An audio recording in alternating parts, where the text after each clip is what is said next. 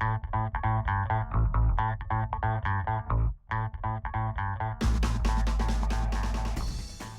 everyone, my name is Catherine Parker and I'm an assistant professor at the Citadel. I'm going to be reviewing the Blacklist case study from the Harvard Business School with you today. So let's first begin with a case synopsis and intro. The Blacklist was created by Franklin Leonard after graduating from Harvard. Franklin received notice from a friend about a new job in California. Leonard took the role and rose through the Hollywood ranks. He identified over time there was a gap in producing films. Good scripts were hard to find. He then had an idea to create a survey. He sent this survey to industry friends and experts asking for the top 10 screenplays they had read that year that were not produced into movies.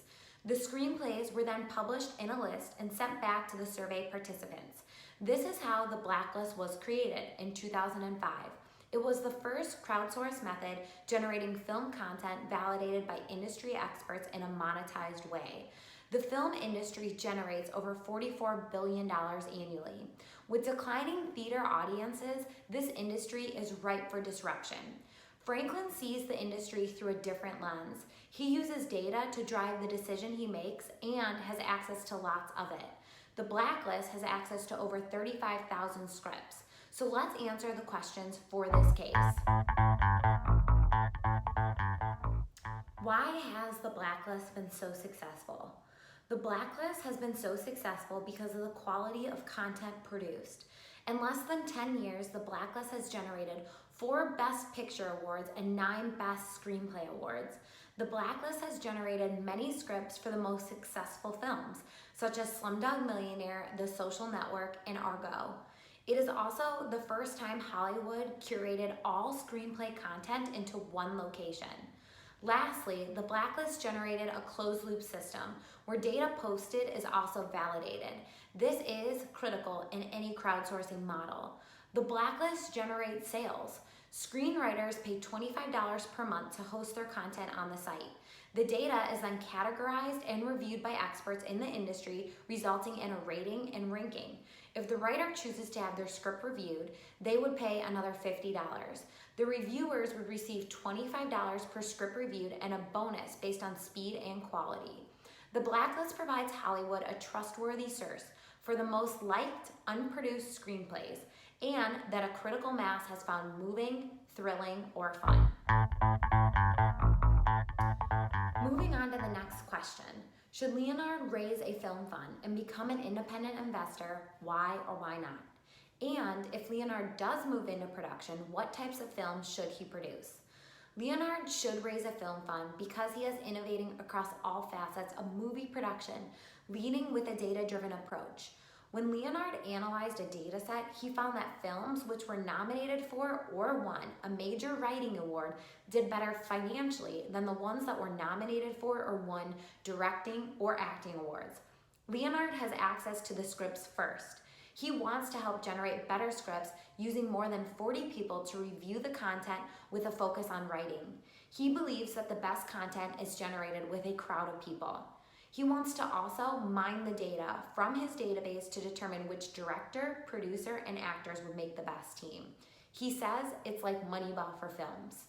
He also wants to use data to better understand movie audiences to increase ticket sales. He says the audience is becoming savvier about distinguishing between good movies and bad movies, and good movies tend to have a higher profit ceiling.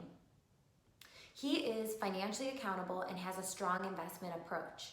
Leonard wants to be transparent with his production financials. He also has an investment strategy to sell the film's rights internationally to foreign distributors. Leonard would like to raise $50 million, leveraging his connections in radio, production, and podcast. He plans to create 15 films over a 5-year period. He should create microfilms.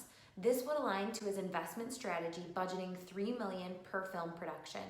And these films have proved profitable. For example, Paranormal Activity, which only cost $15,000 to create, was then purchased by Paramount Pictures and grossed more than $193 million. It is the highest return on investment film ever created. Are there there different marketing distribution resources to consider? If so, what? Distribution can be impacted based on releases domestically and globally. Foreign audiences make up 70% of the annual box office revenue. There are many different financing options that can become available when selling distribution rights internationally too, such as bank loans. Viewing preferences at home versus in theater can impact distribution.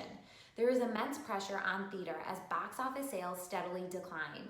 Release options at home through video streaming, digital downloads, and via TV networks offer another way to generate profit while not increasing cost. Digital downloads are the most lucrative as there is no cost to create a disc. DVDs, on the other hand, only generate 50% of revenue because of the cost of the disc. Paid for release via TV networks only cost a small license fee. All options shorten the release window, hopefully generating more profit. Distribution of other products such as toys, apparel, games, etc. can provide tremendous sales in markets that cannot be reached, or where the customer base interests differ from in-theater entertainment. For example, Disney merchandise earned $10 billion over a 5-year period for Cars. The film's release weekend can be seen as the first indicator of its overall success or failure driven by marketing. It is expected that a film's revenue will be about 2.5 times its opening weekend gross. So some films, such as tentpoles, will start marketing and advertising 1 year in advance to a film being released. About 6 to 8 weeks from release date, trailers will begin to be aired and social media posts will be distributed across all platforms. 2 to 3 weeks prior to the release, 2/3 of the marketing budget will be spent on advertisements across TV, radio, social, billboards, etc. Its marketing success will drive international distribution, digital downloads, and merchandise sales. Marketing and distribution have a direct correlation between success and failure.